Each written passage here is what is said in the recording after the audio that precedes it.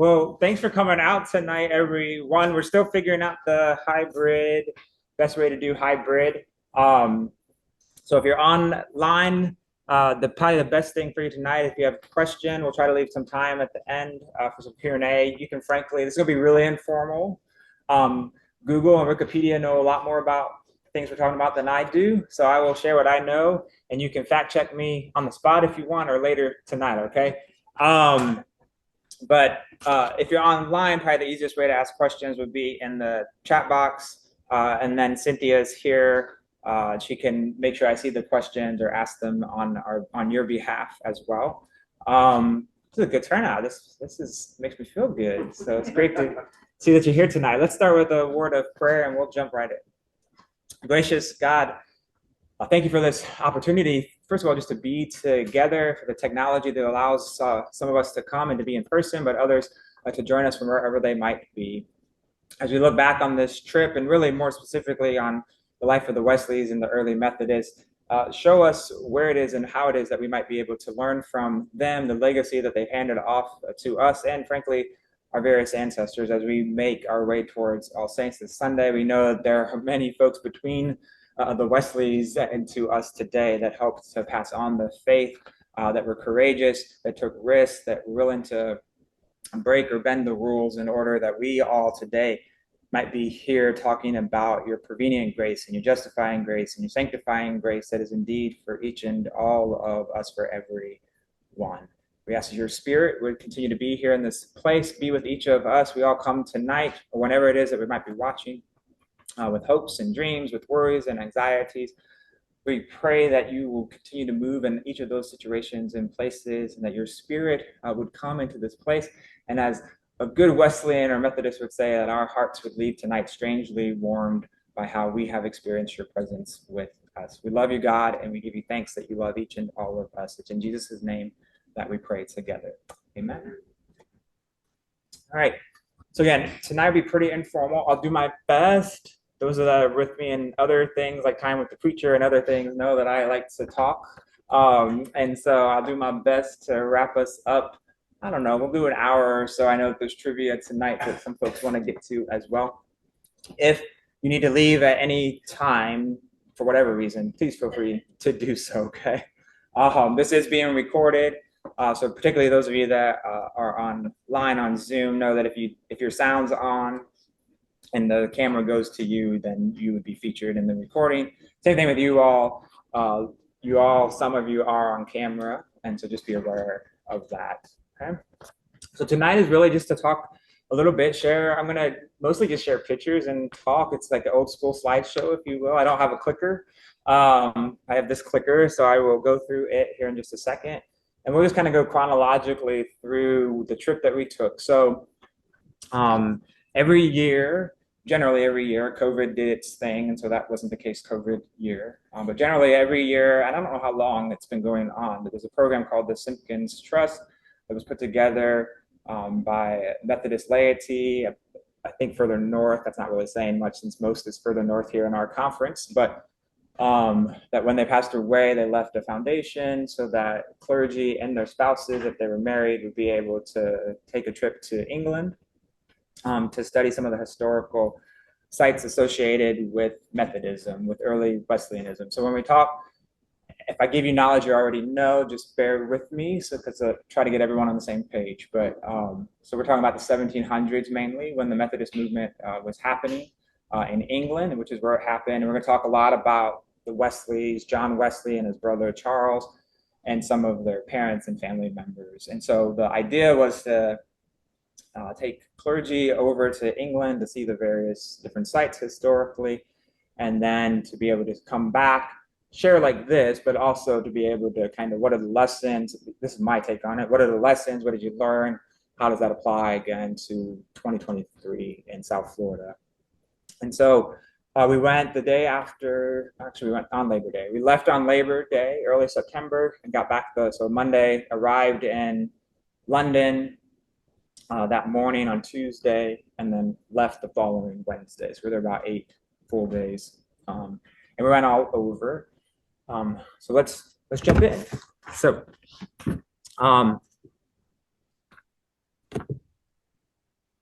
Share these. Comes up. Great.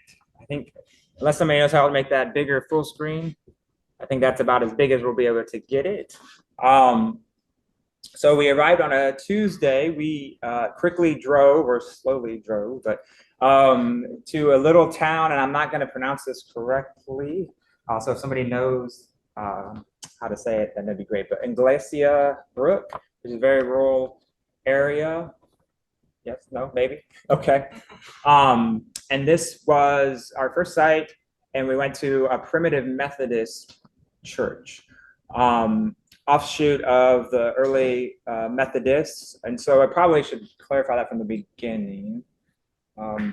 Methodism started out of the Church of England, the Anglican Church. Started originally as kind of a reform movement, eventually would move on to become its own denomination. Today, there's the British Methodist Church is kind of the primary denomination in England when it comes to Methodism or Wesleyanism. Different denomination than the United Methodist Church.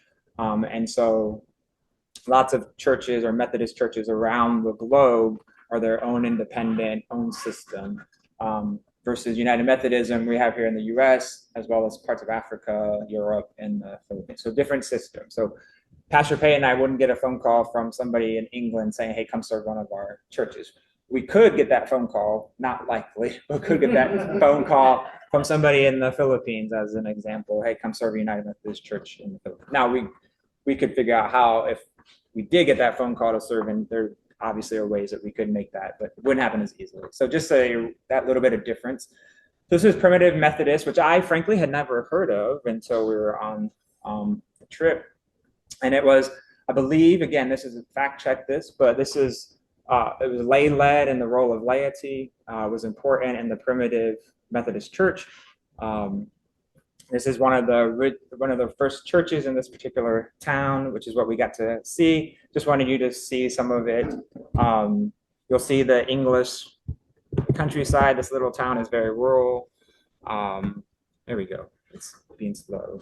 So this is actually outside then of the church. You can see kind of the signage there. We took tea when we got there, which was nice. Welcome to England moment. And then showed us around the church, gave us a little bit of history of the primitive Methodist Church. And then in this building, which I don't know if we'll actually see the building, some more farm that they own. And then they had like an archive building. This was just there are so many of these examples, but different pieces of history that's kind of in this archive history building that's beside this site, which is now a museum. What's that? A very multicultural picture. Yes. I don't know if you're being sarcastic. No, I was not. I was not. I'm like, let me look at. So someone here in person said that it is a very multicultural picture. There used to be parades, and they would advertise Sunday schools. And so there were lots of these banners that were there, and they were quite detailed. These are actually painted on. And they were hanging, there were some of what these look like if you're in person, where there's just row after row after row of these banners. And so this is just one of the examples. But look up the primitive Methodist. I'm not doing it justice, but it was an interesting story, and to hear that history, especially never having heard of that denomination or that movement before. Later that Tuesday night, we arrived in Epworth, north central England. Again, another rural area. This is the Red Lion Inn. It is the only inn or hotel in the city or the town or village maybe of Epworth. Wesley stayed here. There's an actual room called the Wesley Room. One of the couple, Pastor Todd, for those of you know Pastor Todd, who was an associate pastor here, was one of the pastors. He and Carmel rather, were on the trip, and so they got to stay in the Wesley Room. So Wesley had stayed here during this time, off and on, in the city of Epworth. And then just to give you kind of a view, this is the kitchen where we had breakfast the following morning. We stayed in Epworth, so this is in the center of town, and throughout Wesley's time at least, and I don't know when it changed, The centers of town would have big crosses in the middle of them. And so you can imagine the top of this would have had a big cross. And there's a little plaque there that says John Wesley preached here in his years that he did. So I think I might zoom in. Yeah. So this next one. So it says John Wesley, 1703 to 1791, which was his life. Preached from these steps on many occasions. So very detailed historical marker there. And what we'll see with Wesley, and if you know some Methodist history, this won't surprise you, but he was all over England, came to the United States as well, to Georgia specifically, but itinerated, moved around with the movement everywhere. What's unique with Epworth is this is where John and his family grew up. Too far ahead there. And so John is the son of Samuel and Susanna Wesley. Samuel was also an Anglican priest, a Church of England priest. I'm going to use terms, especially as we talk about the next couple of pictures, that probably are terms we would use, not necessarily that they may have used during that time, or maybe not even today. Samuel Wesley and Susanna were probably what we would consider a little more white collar, and Epworth would have been a more blue collar. And so that reason, amongst other things, people did not like Samuel Wesley. That's probably an understatement. To where people set their house on fire. Don't get any ideas. We like it. Thank you. But they call it the rector, or the rectory rather, instead of parsonage. But they were owned by the church, and there were several fires. And so in response to that, we'll come back to those. Samuel decided that he would build a bigger and better house that had been there. And so this is the house where they ended up at, if you will. On this site, previous house had been burned, and they ended up building this house. So this is where John Wesley and his siblings that survived would have grown up in this house. One of the interesting facts, and one of the interesting kind of thoughts that the rest of the team had. So there were about 10 of us, 5 clergy, and 5 spouses. So about 10 of us that were on the trip. And so one of the other couples, who were both actually pastors themselves, speculated that when the previous house was burnt down, that John and his siblings had to go live with other people. They had to go live with, quote unquote, the townsfolk. And so that experience, perhaps it was partly that experience of living in maybe a different setting with folks who would not have been from the same kind of social strata or background, would then kind of plant in John Wesley particularly, some of the things that we've come to celebrate him, his movement around social justice and working for the rights of workers and other folks experiencing poverty, that perhaps in that year or so that he was with them, that was kind of grounded and rooted. The other thing, not in this house, it's in the previous house, when it was set on fire, there's a famous scene. I have pictures of it. I'm sparing you about 1,000 worth of pictures, but he really believed he was plucked from the fire, is the kind of the language that is oftentimes used, that he was saved from the fire. Everyone had gotten out, the story goes, except for him. I think he was 9. Again, fact check that. He was pretty young when that particular fire happened. And so there are images of him being rescued from one of the upper second floor windows, and then everybody saying, "Whoa, God must have saved you for something big," right? That there's a reason that you were spared. The other part of this, personally, the bottom right hand, as you're looking at it, window is the kitchen. This is what the kitchen looks like when it loads here in a second.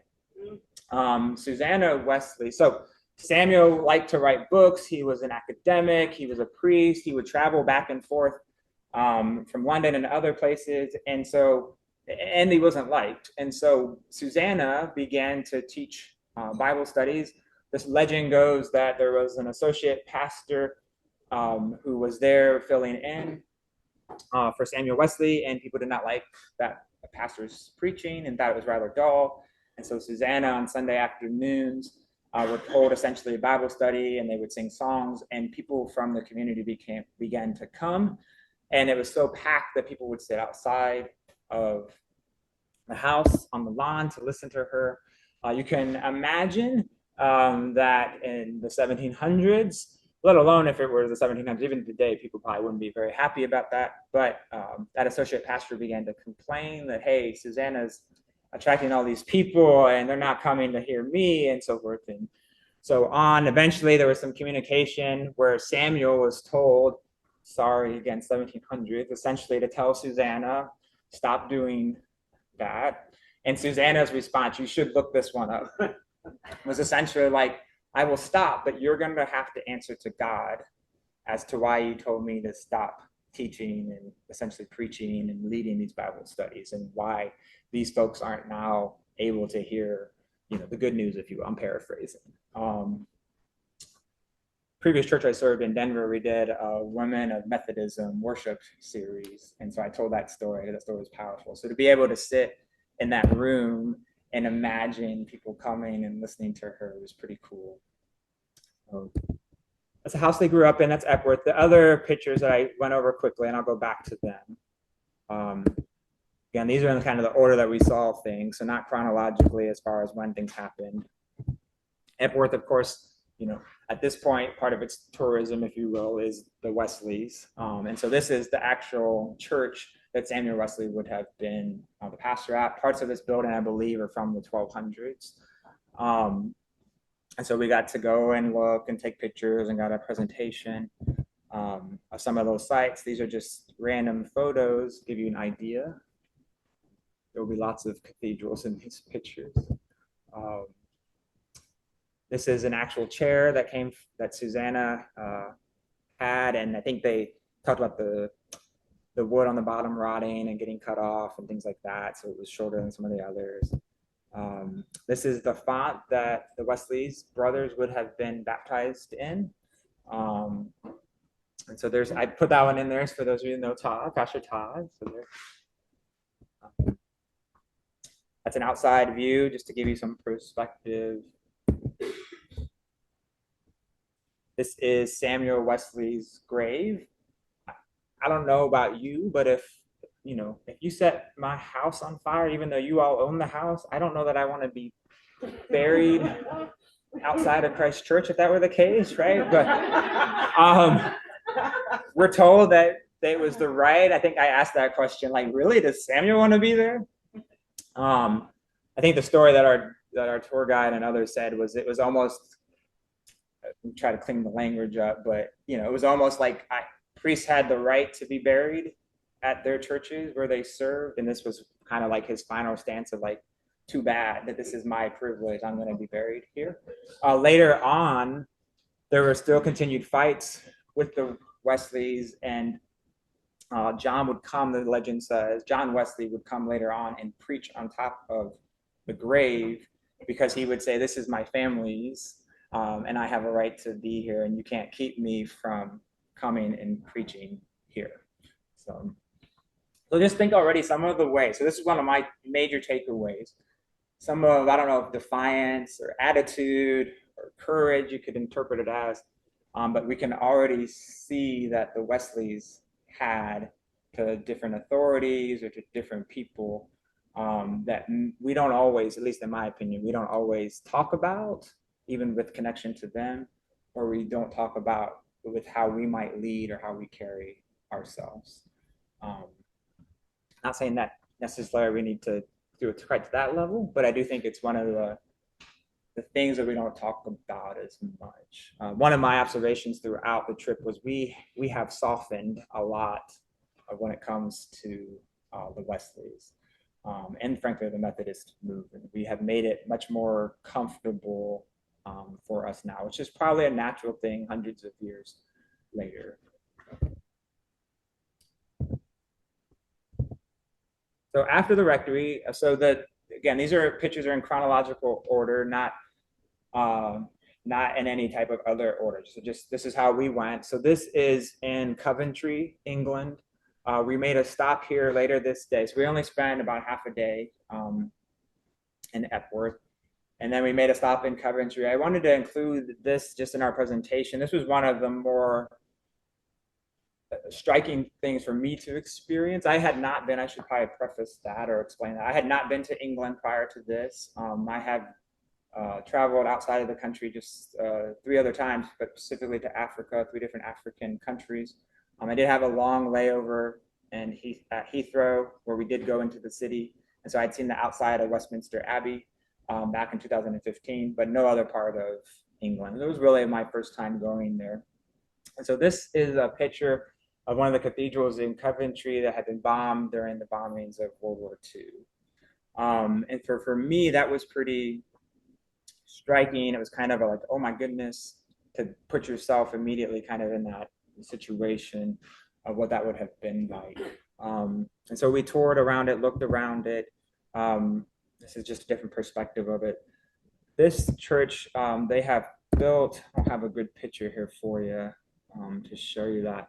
On one side is the bombed building, and then they have rebuilt a new cathedral next to it, and then they're connected together. And they've done that kind of artistically and symbolically to just kind of show the old with the new hope connected. And so this is the interior of what the new cathedral looks like. So we still have the story of what had happened, and there were others that we drove by as well. You could see where they had been bombed during World War II, with the new and kind of juxtaposing rather the old and the new, and the lack of hope with maybe the hope that the new might have. I had to have at least one pub picture in here. This is the Rose and Crown pub. So we went through Coventry just to see that site. We spent a couple hours in that cathedral. And then we carried on to Oxford, and that's where we spent most of our time. It was in Oxford. So this is later that night, first night this is like our first full day in London or in England. So we were all excited, and let's go have a beer at the pub. I drink beer sometimes, if y'all didn't know that. So just so we're on the same page. All right, funky boot, I get it. But so we all went and just had a drink, kind of reflect on what we've experienced. Funny story about this, not to go down that road too far, but we were sitting outside here, and the people we were sitting beside were having a conversation, and we were listening, and what we heard them talking about were politics. And what we heard them talking about specifically were politics in the state of Florida. So we thought that was interesting. Just another picture. I did get to go see Oxford, the local soccer club or football club. I'll show that later. This is Oxford University, just some pictures of the buildings. This shows you a little bit of how much I didn't know. This is from my run that first morning. And I was like, oh my gosh, these buildings are amazing. And then later that day, we ended up on tour in the building. So these are just some of the different colleges that are there. University of Oxford is the college system. I'm not going to do a great job of explaining it, but I'm going to try. You apply to a college that's part of the university, and then you spend most of your time in that particular college. This is Lincoln College, where John Wesley would go on to become a fellow. So he taught here, and he would have, it wouldn't be lecture necessarily, but and so you apply. So today folks would apply to the Lincoln College. You live in these are dormitories. There's also a food hall. You take your classes. And a lot of the classes are like 1-on-2 or 1-on-1 with your professor or your lecturer. And so this is where Wesley would have been a fellow. He himself went to Oxford. I, for some reason, didn't take a ton of pictures of that. I'll show you that when I get there. He went to Christ Church, was the college that he went to when he was, equivalent of undergrad, if you will. And then he became ordained, Church of England again, and then was a fellow here. And it's here when he was a fellow at Lincoln, where what we call the Holy Club, or what they called the Holy Club, was formed. Essentially, I'm oversimplifying, but essentially he and his brother Charles and others, and it really before even John got there, but they got together and were like, the Church of England needs some help. People aren't doing what they say they believe or what they say is important to them. And so they began to meet with one another, try to hold each other accountable, studying scripture, fasting. They would, visit people in prison. They would visit those that had been sick. all the kind of hallmarks of what we would today talk about as Wesleyanism or Methodism. And so they would meet regularly, kind of coined, I believe, themselves the Holy Club, but they had all these rules and lists of what they were supposed to do or not do and when they were supposed to do them. Or another word for that would be a method to do that. And so maybe you've heard the story that people began to make fun of them and would call them Methodists because they had all these rules and procedures for everything. And they did the ultimate power move and they said, hey, you mean it for make fun of us, but we like that name. And so that's where Methodist came from. That movement then began kind of from that small group, that method of coming together in classes or in bands, or some of the language that we would use, began to spread around England. And there was a revival. People were getting excited about that. I believe, this is Pastor Nathan's, I don't have a picture for this, but I believe part of why, if not the main reason, that a Methodism spread so quickly was just the belief in grace and our understanding of grace. There was a line of thinking, again, oversimplifying, but there's a line of thinking of theology of, your station in life is indicative of how God thinks about you. And some folks would even go as far as to say kind of where you're headed eternally. So if life is good and grand now, you must be good to go and God favors you and you can plan on going to heaven, if you will. But if life is rough or hard, then the opposite, right? Then God doesn't favor you, and you can expect hell or some type of bad eternity. Again, oversimplification, but some truth to that as well. And so the Methodists, Wesley, and others come along and say, no, like these aren't tied together. God's grace, God's presence, God's love is present and moving in everybody's life. And so that's why they would go to fields, and we'll see a picture of that in a second, into prisons and schools and workplaces, into town squares like we've already seen, and begin to proclaim that message that this love is for everyone. Your station in life isn't indicative of God's love or God's presence in your life. You can imagine, frankly, how both of those teachings might impact you. I hope that most of us, take that understanding of God's love for granted at this point. Or we just assume that that's, of course, how God works, but that would not have been necessarily the thinking during Wesley's time. This is a model of the type of room that Wesley would have met his students in as a fellow and would have taught and worked with them. They don't actually think this is called the John Wesley room, but they don't actually think this is his room. Folks have gone in and done more research and have figured that out. But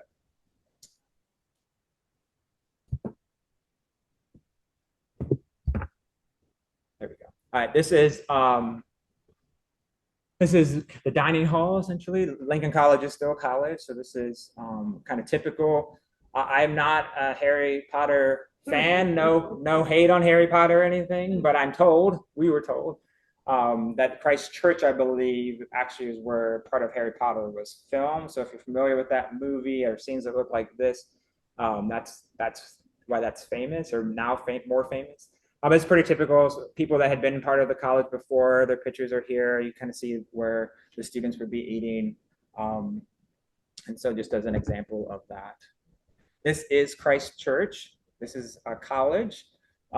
This would have been where John went. I believe he went on scholarship to go to school here before he went off to become a fellow at Lincoln College. This is absolutely gorgeous. This is an anecdote. It's right by the river. There are cows just kind of to the other side of this. It's very picturesque.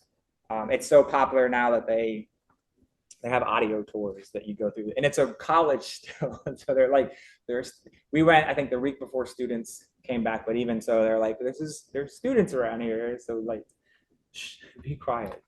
So Christ Church. Just another picture from inside. I threw these in just as an aside. We did take later that day, I believe, or maybe it was the next day. This is C.S. Lewis's house in Oxford. So we got to see that. This was frankly one of the highlights for me, mostly because our tour guide on this for this section was phenomenal. they have a fellows program or something like that where students actually come and live in the house, and then they give the tours. And so we were like going through people's rooms and things like that. It was like, it was fine, but the tour guide was like super into it. Like you could tell, like this had been really important and was really important to her. She had just finished up her time living there. Um, and so we got to hear from her. This is just the den where we met. Everything is period to that time. C.S. Lewis would have been there with Tolkien and others if you're familiar with them. But it's not actually, it wasn't actually his stuff, except for the piano that's in the corner and this picture would have been.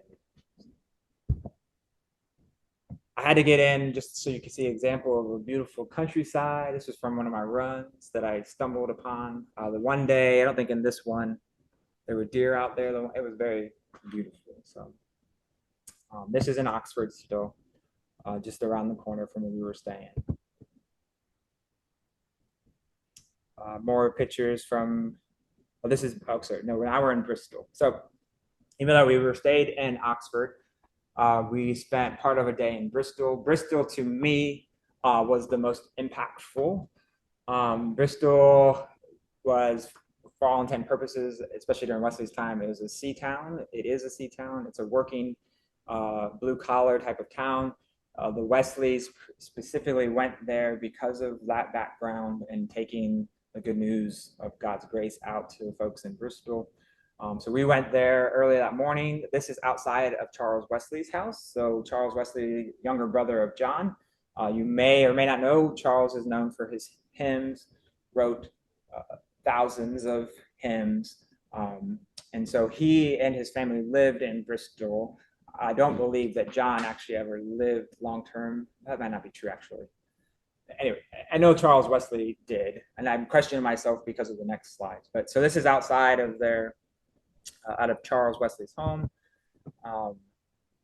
This is going in from the back.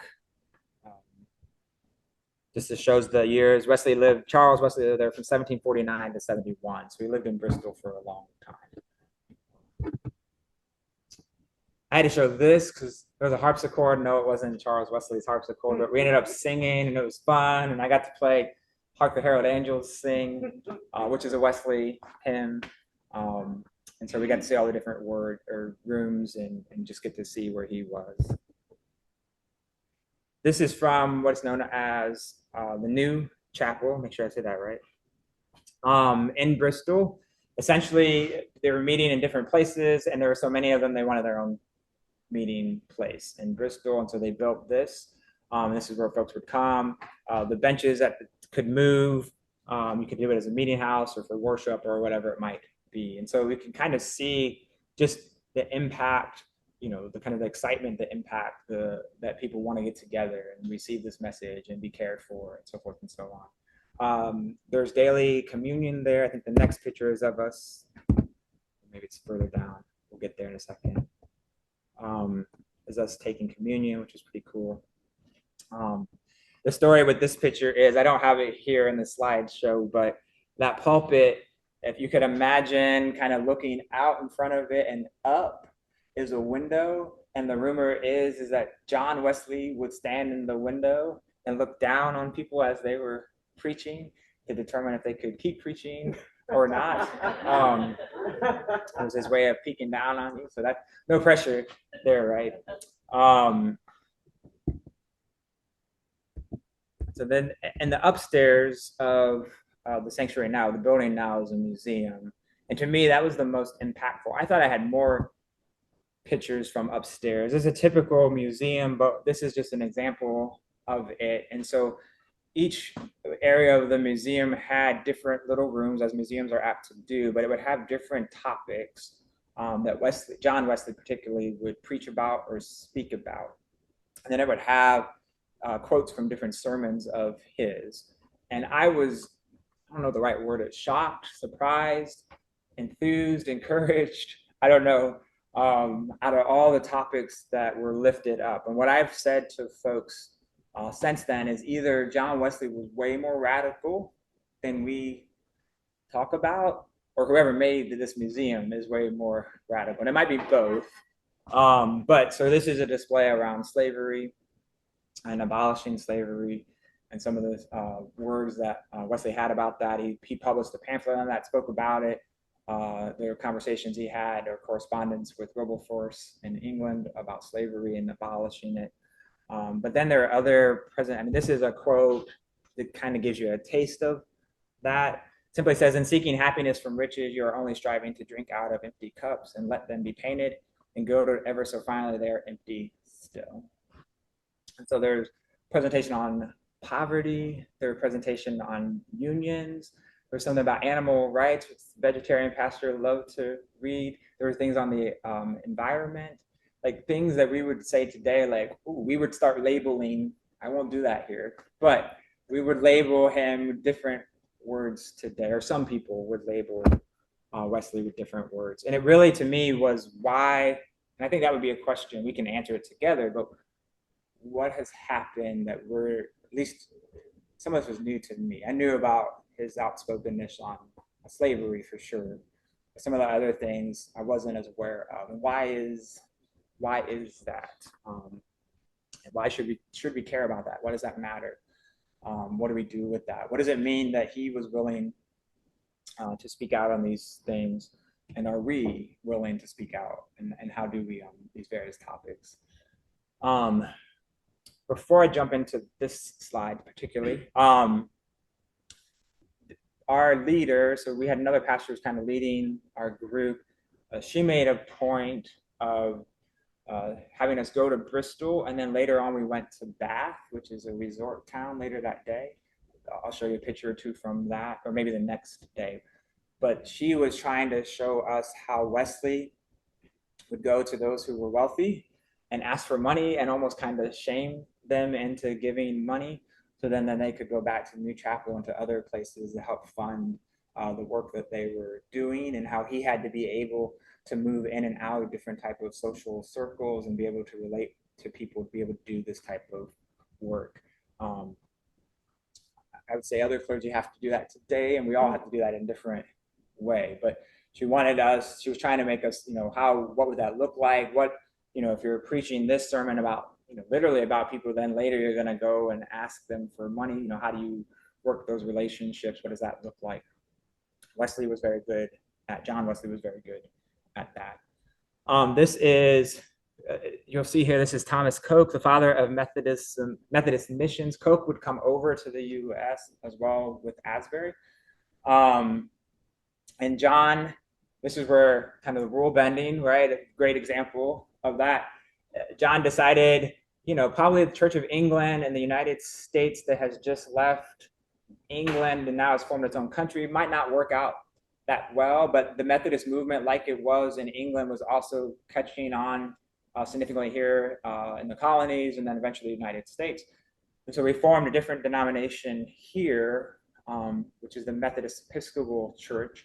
And so Wesley ended up ordaining or telling Coke and Asbury that they would be bishops in the Methodist Church, the Methodist Episcopal Church in America. He had no authority to do that, but he did it, and here we are today.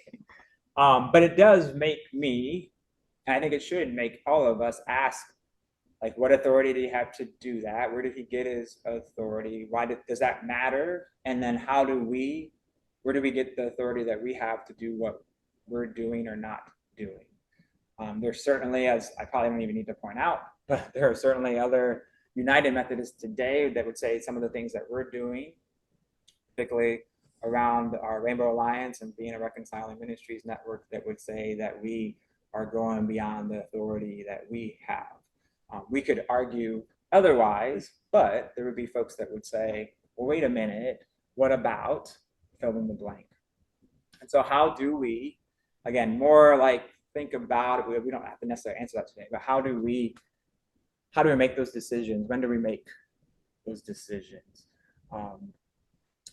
You'll hear oftentimes John Wesley was valued practical theology. My definition of practical theology is how's that working for you, right? If you have this piece of understanding about who God is or the church, and it's not actually, it sounds good on a piece of paper, but the reality is something different. Then we don't necessarily just change it for the sake of changing it, but how does it actually work out? If we have this belief, how does it work? Does it make sense? Is it work? So if there's a Church of England and now there's a whole nother country probably having pastors or clergies or bishops that are in England when these two places are probably practically isn't going to work out. And so let me ordain these folks as bishops for a different system because practically speaking, it isn't going to work out. Probably, maybe not the best example, but it's still important. So Wesley would say, okay, what's the thought? That's where we get when we talk about the quadrilateral, experience, reason, tradition, scripture. Like how does that work? So again, I would leave that question for us. What authority what are we doing? What authority do we have to do it? Who gives us that authority? And if I could be bold enough to say or ask, like, how does God fit into that question? This is, I'm not going to say Hannum Mount. This is, we think, the first place that Wesley would have preached outside in the open.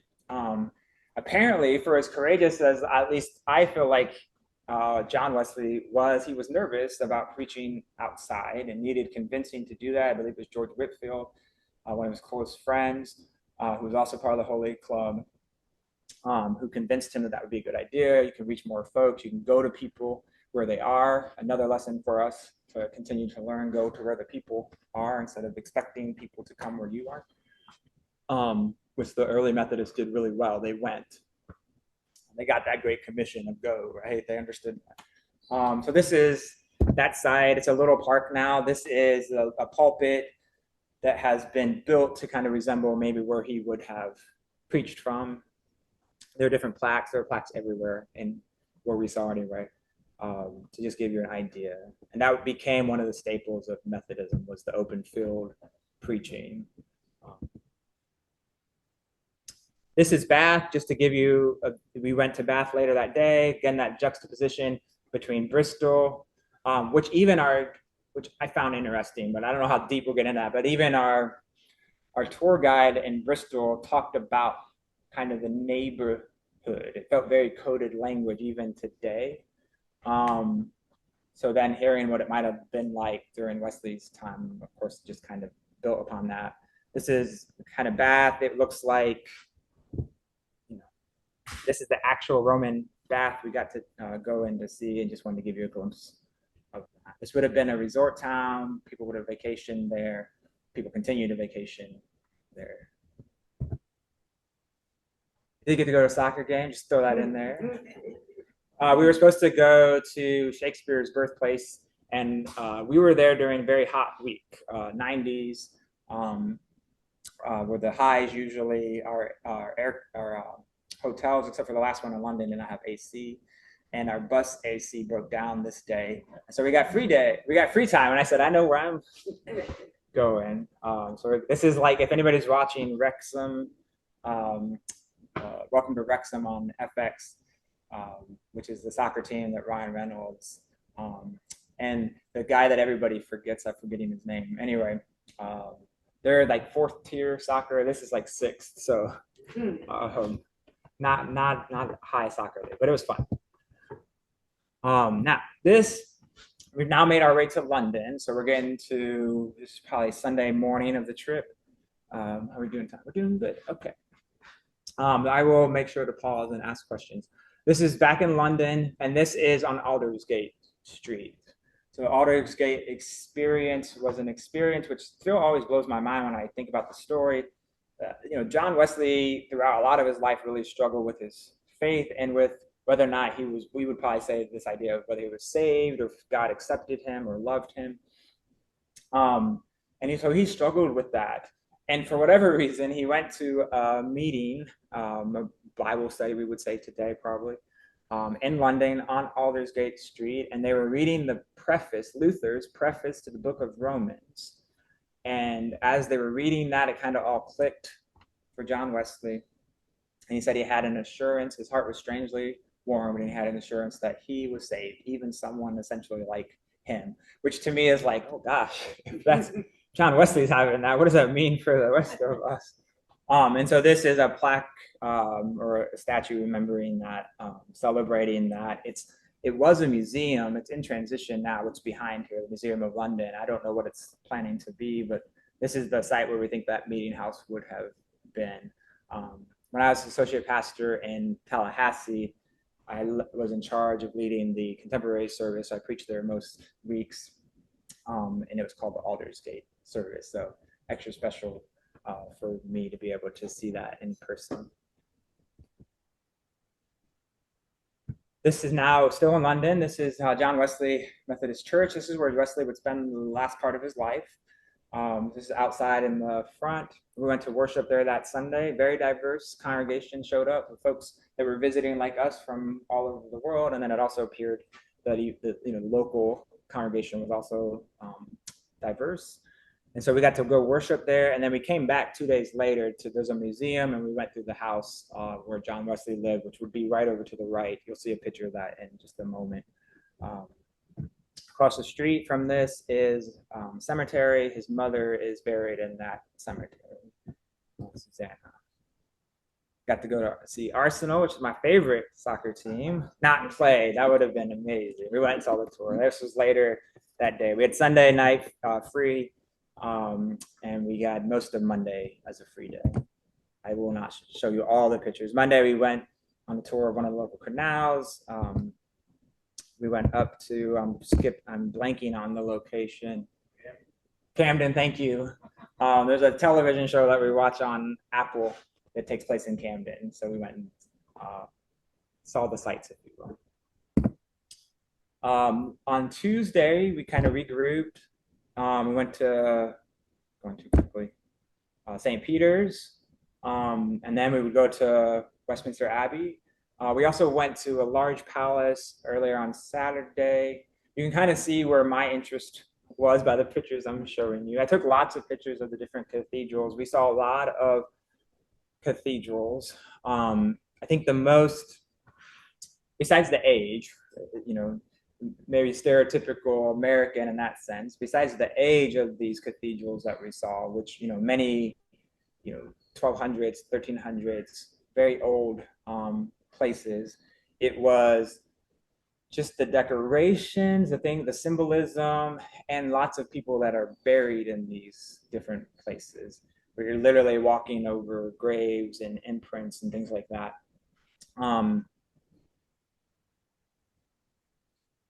Computer's struggling a little bit. All right.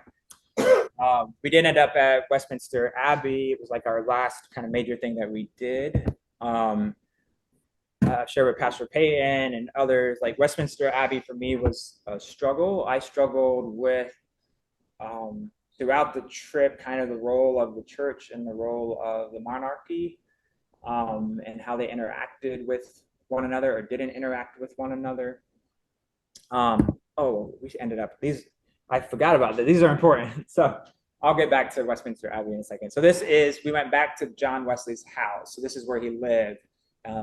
This is where he spent his last days, his last years, if you will. And so we got to see that. This is his room where he died, if you're interested in such things. And then this is where John Wesley is himself. This is his grave outside. This is the back of the church, is where he's buried. There's some hair if you want to see John Wesley's actual wig, or I don't know if it's his wig, or I think it's actually his actual hair. He was very frugal, which is why he kept his hair long. He didn't want to pay for haircuts, is what we were told. So this is Westminster Abbey now. These are the modern day saints. And you can read more about that. Martin Luther King is up there. Oscar Romero. I think does anybody know if Mother Teresa is up there? You can look those things up, but. And then this is inside one of the courtyards, and then just looking inside. I took a ton of pictures.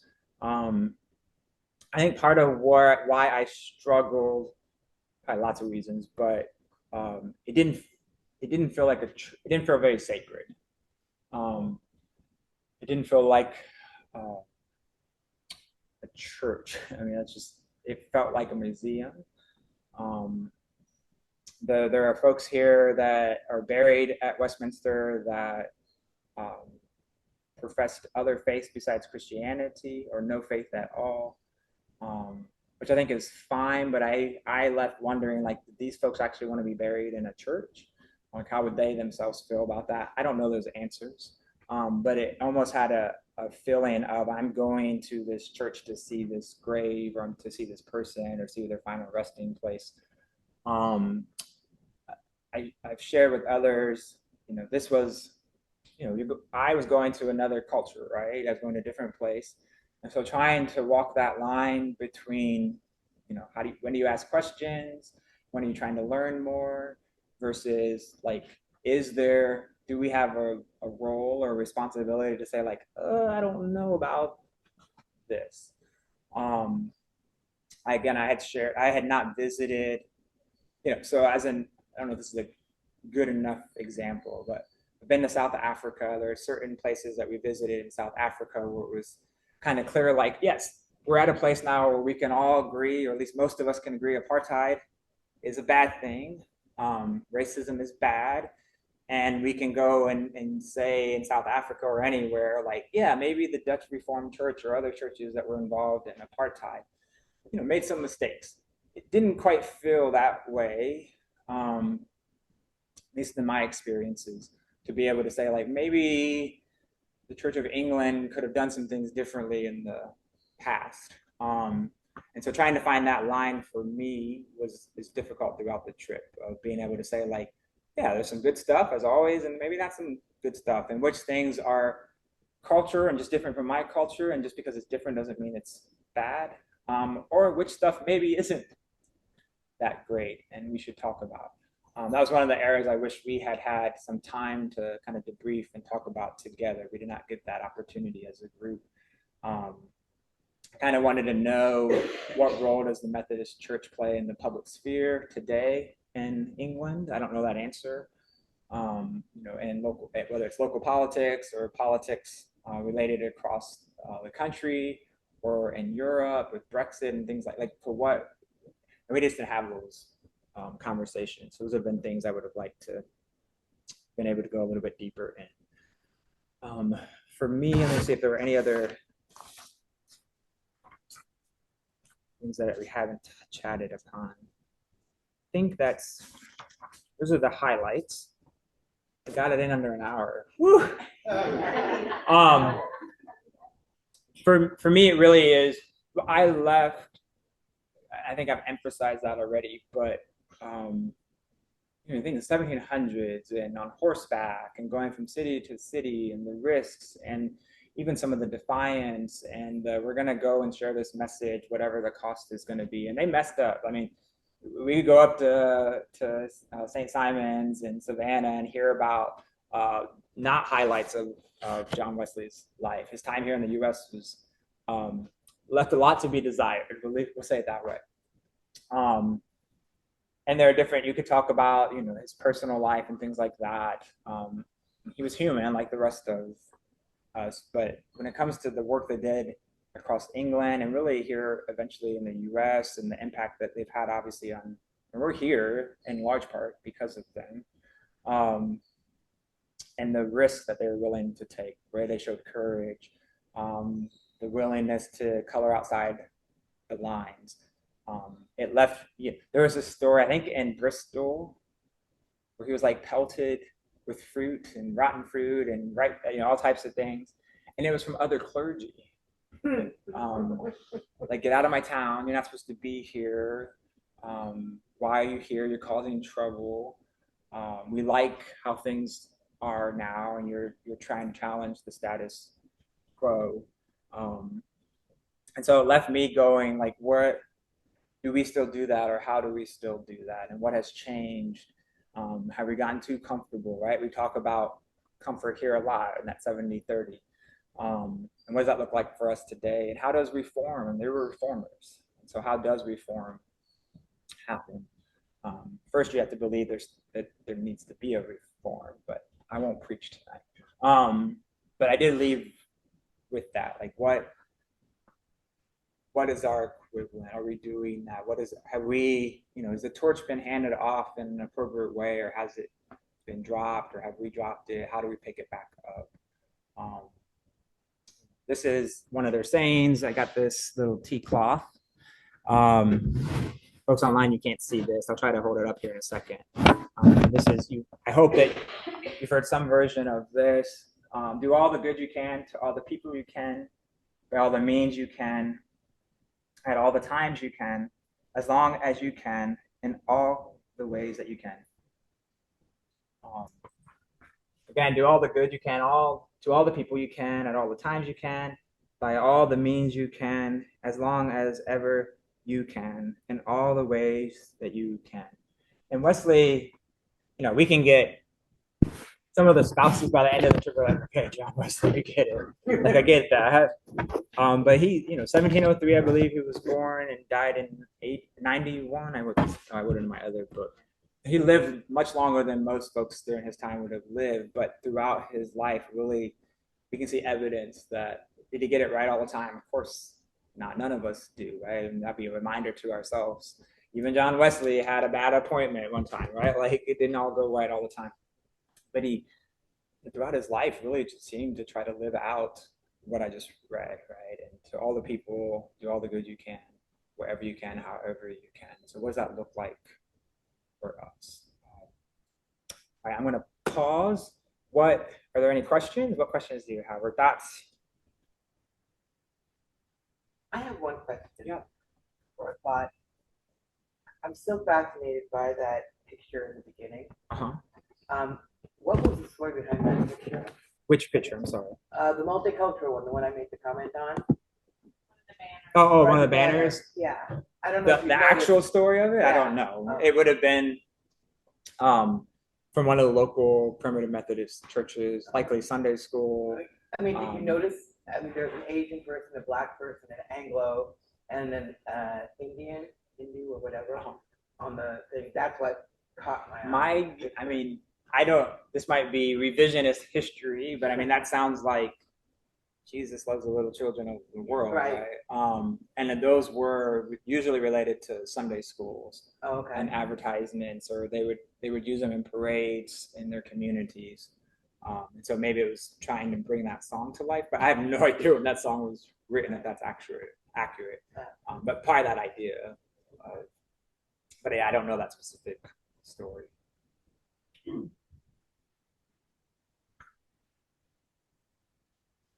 Anyone else? Thank you. No problem. Any questions online, Cynthia, or anybody? No, we don't have any questions. Okay.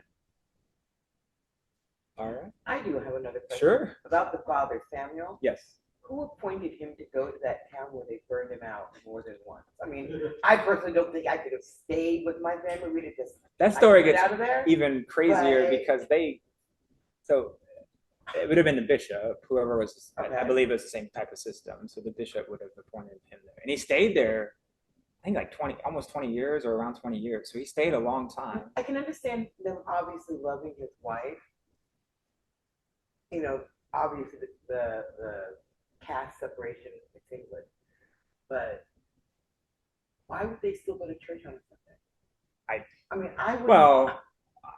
My guess, up until, the last several decades here in the U.S., it was what was expected of what you do. And in the 1700s, so the question for folks online was around who appointed Samuel Wesley to the church in Epworth, and why did he stay there as long, or why did people go and continue to worship there? I don't want to be too flippant, but it's the 1700s. What the whole community is going. What else are they going to be doing on? Like, there's an expectation, I imagine. And not unlike today, I imagine there were folks within that parish that said, "This is my church. I don't care who the But if they pastor didn't like is." the pastor, couldn't they write a letter, send a horse to deliver it, and say, "We don't like him. Get rid of him"? Yeah, I'm sure they could have. They probably did.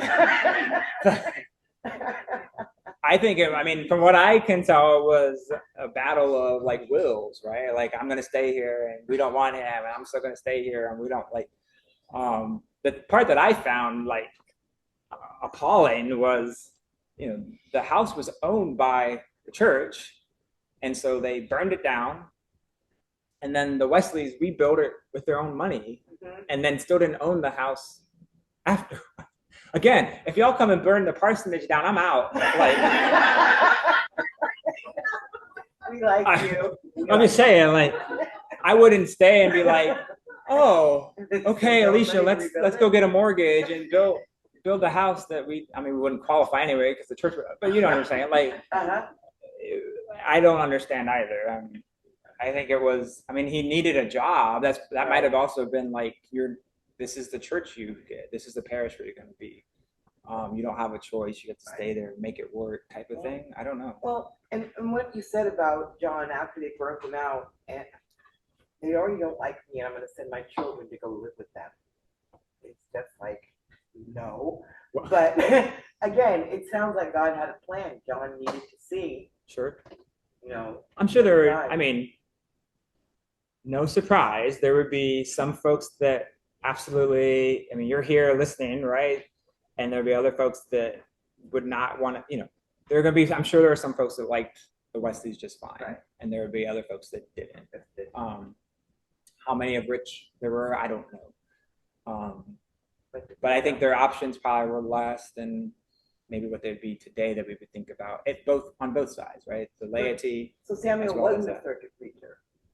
They didn't do circuits back then, or is that something that John and Charles? That's a good question. I think the clergy were sent still, I think, or I don't know if they would use the term appointed, but they were told where to go. I think the circuit writing, what makes that, the societies weren't church. So when they had the Holy Club, they began to build what they called societies. And so there were groups of folks, they still were assigned. So it'd be, I don't know the best way to say this, but we're so used to, we're so transient. We have cars. We can go to whatever church we want to. The expectation during that time would have been geographically, you go to the church that's in your locality. And then what the Methodists did is that within those different areas, they would set up groups that would meet in people's homes or in other places. And so there was still an expectation. So Wesley died a Church of England pastor. There was no Methodist Church of Britain or British Methodist Church. And so the expectation was you went to your society group. So it'd be like if here in Christ Church, we're all members of Christ Church still, but we have some small groups, right? And so it would be a group of folks are getting together. Now, what happened with Methodism is that it just took off so much, is that all these different societies were happening. And what Wesley did, again, probably outside of the rules, said, oh, okay, there's all these different small groups. Well, I want other Methodist clergy or pastors who were Church of England. I want people assigned to those societies, and we're going to take turns, going to those different societies and preaching and teaching.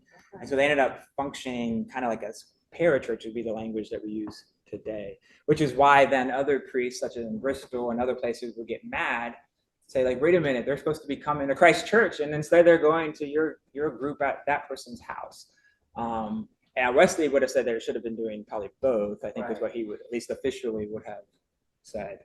But yeah. But Samuel was still part of the Church of England. Correct.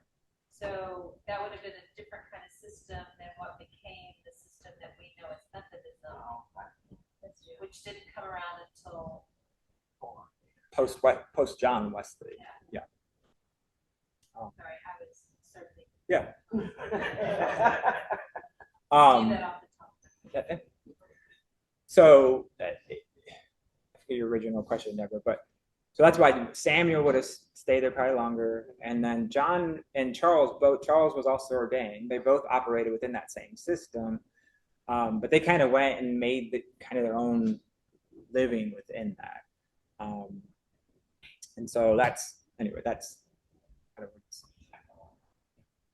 Well, as a original Catholic married to a Methodist, who's the grandson of a Methodist minister from Korea, what my takeaway about Methodism, it's for the common man, and you can easily understand it. The rules are not ironclad. It's just humility, humbleness, sharing love for your fellow mankind, and that's why I took to it fast, because it was the opposite of Catholic, because, hell and damnation, born of sin. But Richard's great grandfather died in Korea saving a child from drowning, and so they revered us, thinking he was a saint, his great grandfather. Sure. Yeah. But that was 1886, right? 1890. So anyway, I just think it's a very easily adaptable faith where you could easily understand it and fall in love with being kind and the tenets of Christ. Yeah. So Leslie was sharing just kind of her personal experience with Methodism and how she arrived through Richard and their family's different experiences. Yeah, I mean, we have I intentionally didn't go into like the Methodism 101. We touched upon some of that, but I agree. And I think what, in addition to the grace component, and I always joke, this is what I usually teach in a new members class, is like if you walk into a new members class and someone's talking, particularly if they're a clergy person, about like our basic beliefs and they never mention grace, like you probably should be suspicious whether or not they're actually a Methodist. Because I think it is such a central part of our understanding of how God works in the world and works in our lives. But I think another key point is a little bit, I think what you're alluding to, Leslie, is this personal holiness and the social holiness, that they're connected together, that we have to have a relationship with God and we should be working on that and growing closer to God. But I would say, I don't know if Wesley would, equally as important is our relationship with one another, with other people. It's not unique to Wesleyanism, but it's a central tenet of what it means to be Wesleyan or what it means to be a Methodist. That yes, we have to have that kind of vertical, if you hear that, sometimes we hear that relationship with God, but also that horizontal relationship with one another, right? His most famous quote, or one of his famous quotes, is "The world is my parish." He lived that out by going out and saying, and I think that was probably, that one you should fact check me on, but I can imagine that was probably, he was getting feedback or pushback rather about where he was preaching or teaching or holding societies, and he went, "I'm sorry, the world is my parish." One of my favorite stories, I'll end at least this section. If there's more questions, happy to take them. Reverend Allen's story, I've quoted him at least once or twice in a sermon here at Christ Church. He's a pastor, or was, I think he might be retiring or transitioning to a different position, but was serving as pastor in Central Methodist Church in Cape Town. And people will come frequently. He's been a professor off and on at Duke University.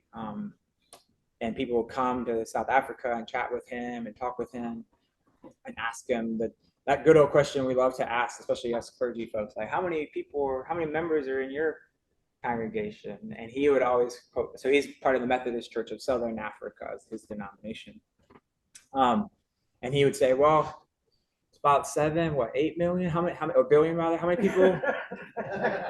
people are in the world at this point? And that's how many members I have. That's how big my church is. And that comes from this legacy of Methodism, right? Going all over England, later the US, and really, the museum, there's a museum, I didn't have pictures, where that hair was, that's in the museum in London. That's where you have that picture from.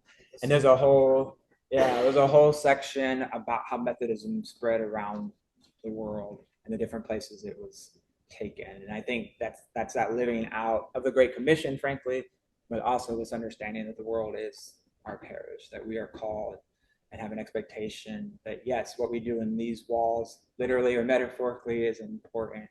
But there's a whole world out there of people that also need to experience the love and the hope and the joy of Jesus.